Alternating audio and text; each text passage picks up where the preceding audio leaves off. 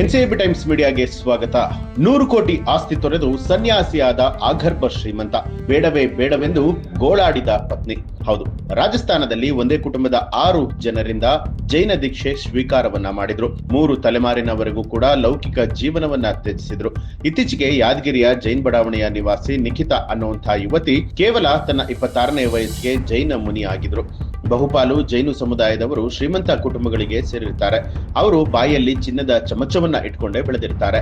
ಅಂತಹ ಓರ್ವ ಅಗರ್ಭ ಶ್ರೀಮಂತ ವ್ಯಕ್ತಿ ಇದೀಗ ಜೈನ ಮುನಿಯಾಗಿದ್ದಾರೆ. ಯಾದಗಿರಿ ತಾಲೂಕಿನ ಸೈದಾಪುರ ನಿವಾಸಿ ದಿಲೀಪ್ ಕುಮಾರ್ ಧೋಕಾ ಎನ್ನುವಂಥವರು ಜೈನ ದೀಕ್ಷೆಯನ್ನ ಪಡೆದಿರುವಂಥದ್ದು.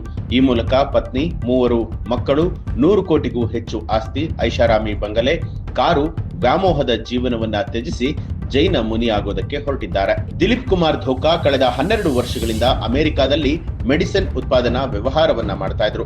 ಆದ್ರೆ 55 ವರ್ಷದ ದಿಲೀಪ್ ಕುಮಾರ್ 14 ವರ್ಷದವರು ಇದ್ದಾಗಲೇ ಜೈನ ದೀಕ್ಷೆ ಪಡೆಯೋದಕ್ಕೆ ಹೋಗಿದ್ರು. ಪೋಷಕರು ಬೇಡ ಅಂದಿದ್ದಕ್ಕೆ ವಾಪಸ್ಸಾಗಿದ್ರು.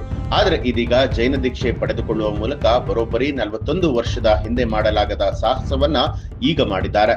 ಜೈನ ದೀಕ್ಷೆ ಪಡೆದಿದ್ದಕ್ಕೆ ಕುಟುಂಬಸ್ಥರು, ಸಂಬಂಧಿಕರಿಂದ ಕೊನೆಯದಾಗಿ ಅದ್ದೂರಿಯಾಗಿ ಮೆರವಣಿಗೆ ಮಾಡುವ ಮೂಲಕ ಬೀಳ್ಕೊಡುಗೆ ಮಾಡಲಾಯಿತು. ಸೈದಾಪುರ ಪಟ್ಟಣದ ಪ್ರಮುಖ ಬೀದಿಯಲ್ಲಿ ಸಾರೋಟಾದಲ್ಲಿ ಮೆರವಣಿಗೆ ಮಾಡಿದ್ದಾರೆ. ಇತ್ತ ಪತ್ನಿ ಕಣ್ಣೀರನ್ನ ಹಾಕಿದ್ದಾರೆ. ಬೇಡ ಅಂತ ಹೇಳಿದ್ರು, ನನ್ನನ್ನ ಒಬ್ಬಂಟಿ ಮಾಡಿ ಹೊರಟಿದ್ದಾರೆ ಅಂತ ಹೇಳಿದ್ದಾರೆ. ಜೈನ ದೀಕ್ಷೆ ಪಡೆದವರ ನಿತ್ಯ ಬದುಕು ಹೇಗಿರುತ್ತೆ ಅಂತ ನೋಡೋದಾದ್ರೆ, ಎಲ್ಲರಿಗೂ ಗೊತ್ತಿರೋ ಹಾಗೆ ಸನ್ಯಾಸತ್ವ ಪಡೆದ ನಂತರ ಭೌತಿಕ ಪ್ರಪಂಚದ ಯಾವುದೇ ನಂಟನ್ನ ಇಟ್ಕೊಳ್ಬಾರ್ದು. ಐಷಾರಾಮಿ ಕಾರುಗಳಲ್ಲಿ ಓಡಾಡುವಂತಿಲ್ಲ, ಬಣ್ಣ ಬಣ್ಣದ ಬಟ್ಟೆ ಚಪ್ಪಲಿಗಳನ್ನ ಧರಿಸುವಂತಿಲ್ಲ, ಆಧುನಿಕ ಸೌಕರ್ಯಗಳನ್ನ ಬಳಸುವಂತಿಲ್ಲ.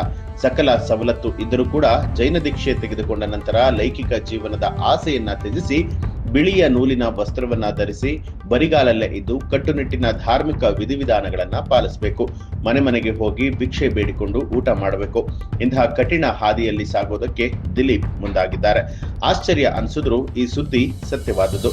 ಈ ಬಗ್ಗೆ ನಿಮ್ಗೆ ಏನನ್ಸುತ್ತೆ ಅನ್ನೋದನ್ನ ಕಮೆಂಟ್ ಮಾಡಿ ತಿಳಿಸಿ. ಹಾಗೆ ಯಾರೆಲ್ಲ ಇನ್ನೂ ಕೂಡ ನಮ್ಮ ಚಾನೆಲ್ ಅನ್ನ ಸಬ್ಸ್ಕ್ರೈಬ್ ಮಾಡಿಲ್ಲ, ಈಗಲೇ ಸಬ್ಸ್ಕ್ರೈಬ್ ಮಾಡಿ ಬೆಲ್ ಐಕಾನ್ ಒತ್ತಿ.